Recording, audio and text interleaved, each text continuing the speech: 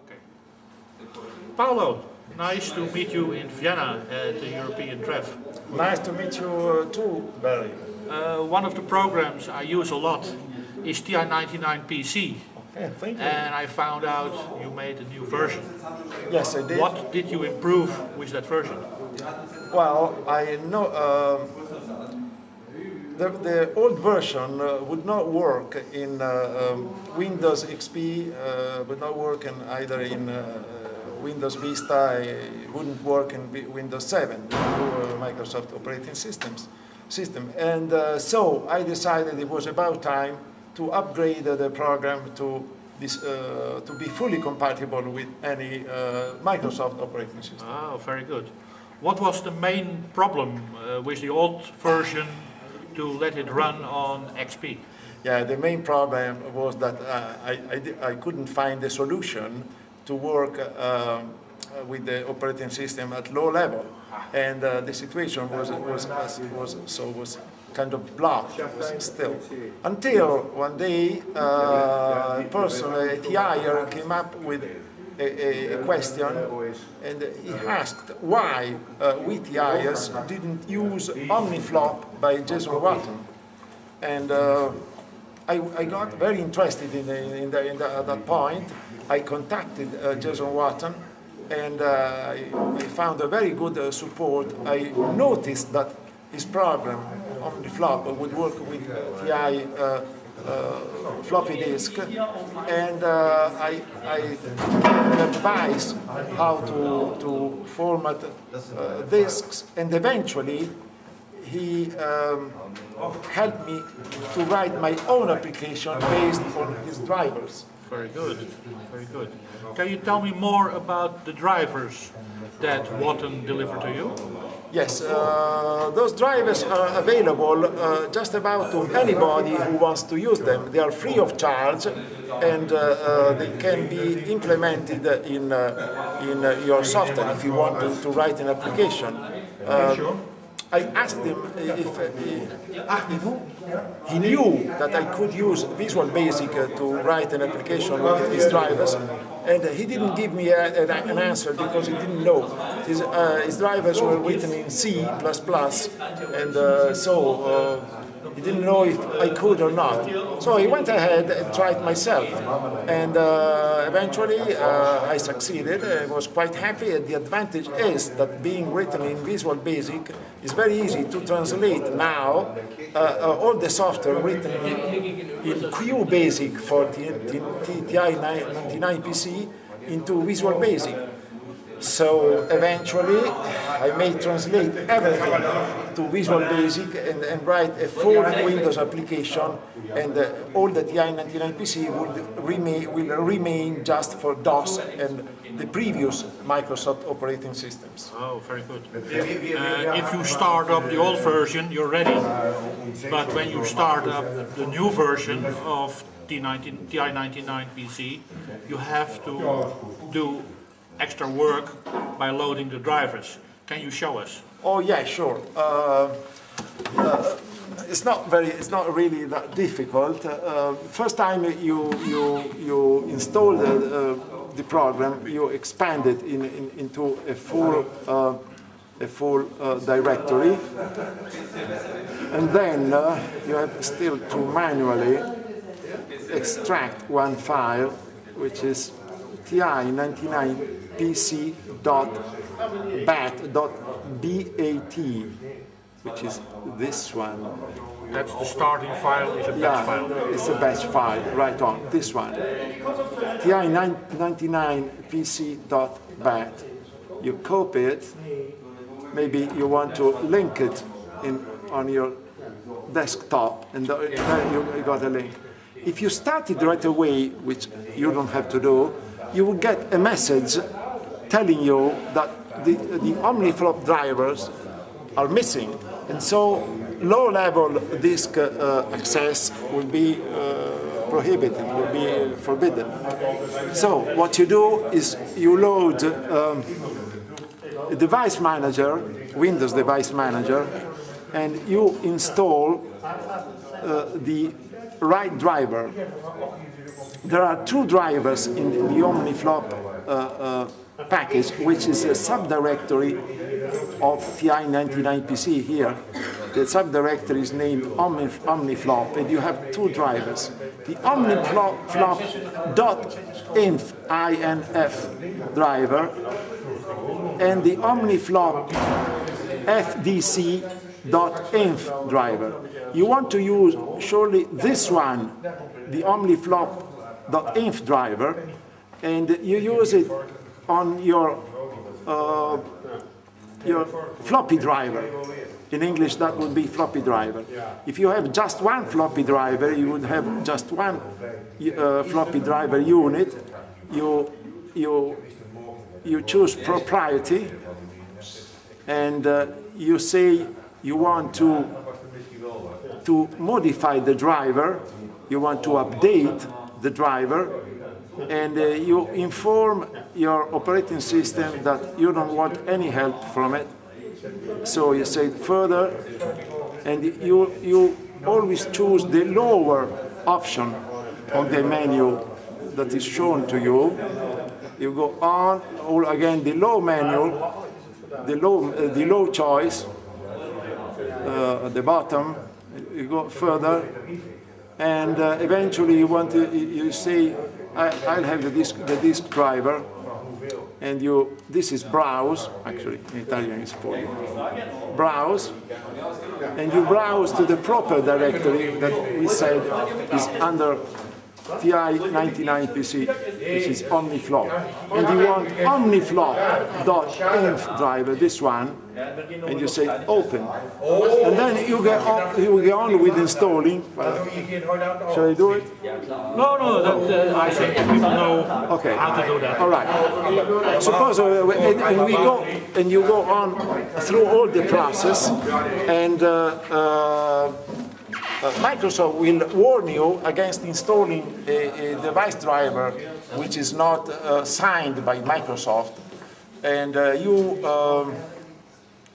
you refuse the tip by Microsoft. You go on, and you still install. You go on anyway, and you eventually will install your driver. And if you have a second floppy disk driver, you may have it. And then you repeat the process.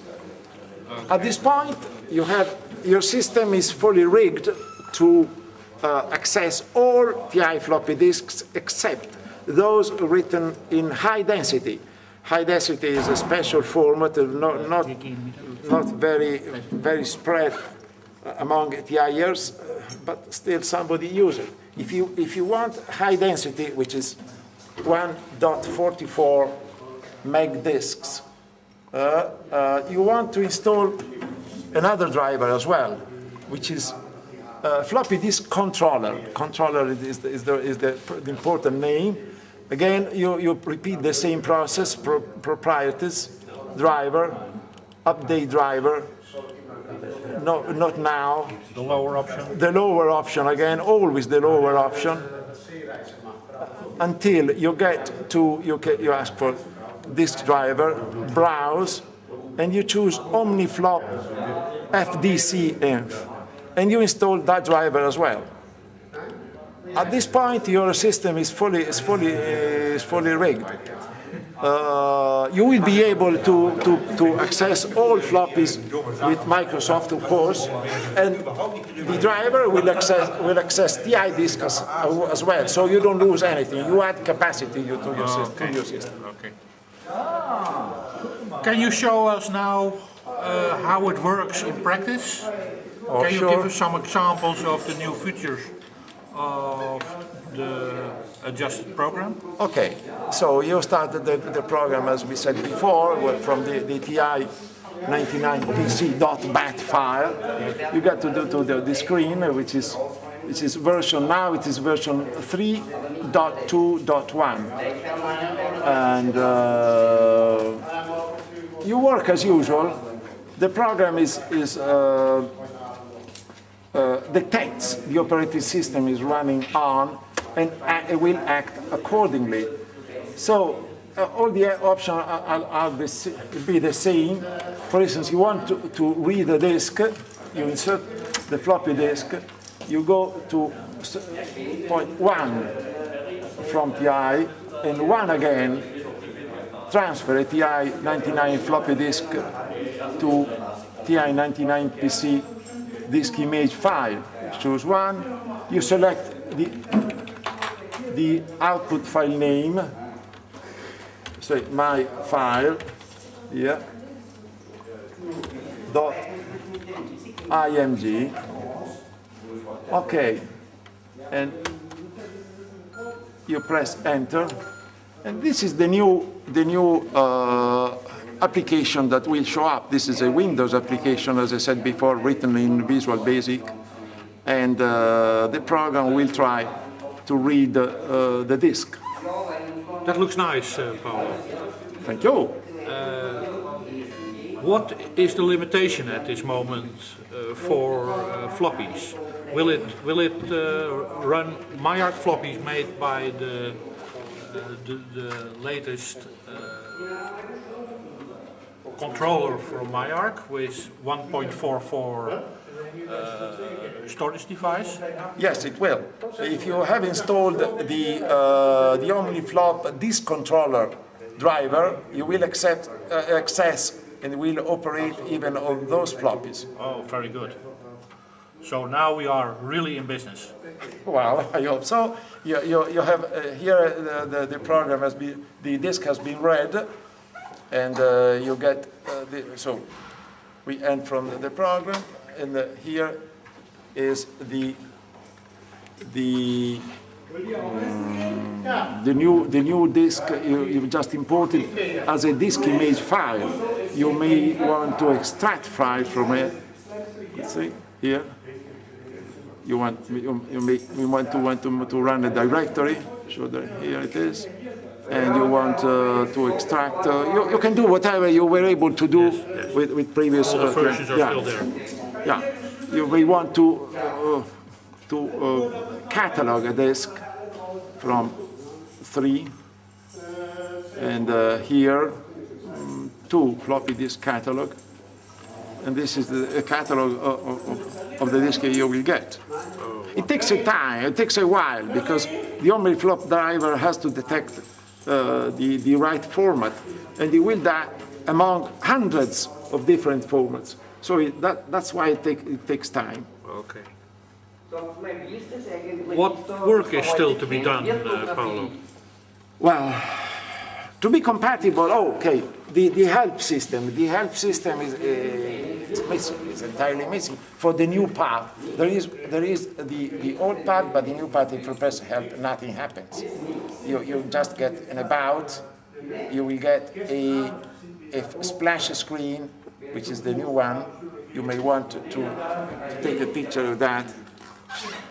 It says, oh, by the way,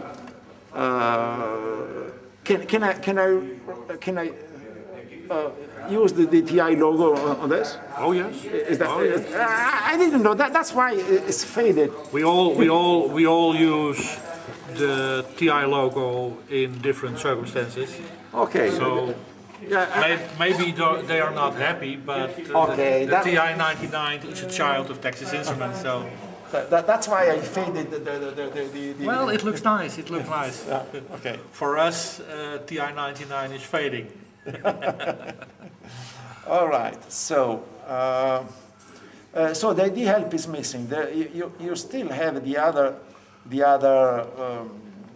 help file, for instance, here. Okay. Yeah, the old help file will work, but not the new one. Okay. So all the basic TI-99-PC function are fully restored even for the new operating systems with XP, Vista 7, and so you can read TI disks, write TI disks, catalog TI disks. There are new functions added to the program, like change disk geometry.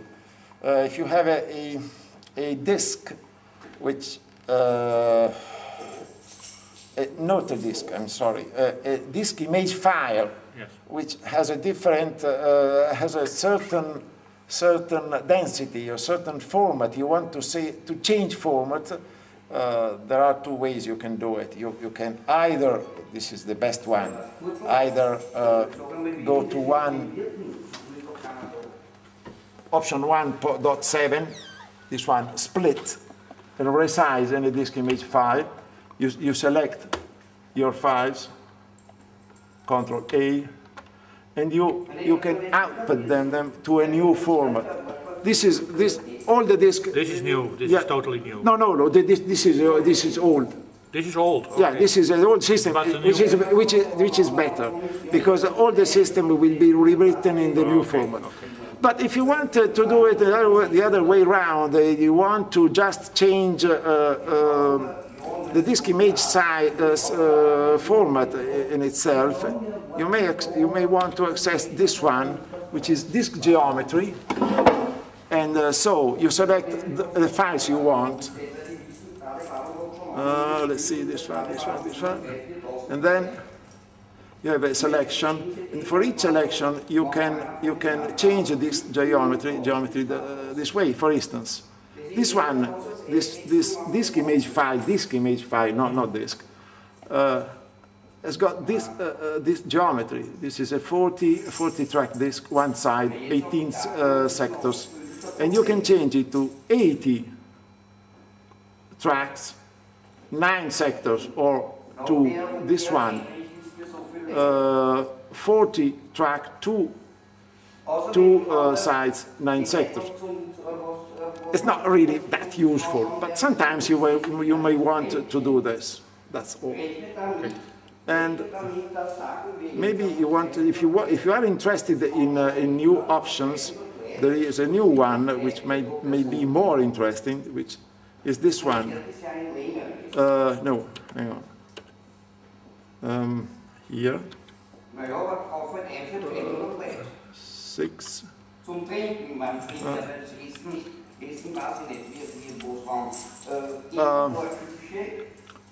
Here,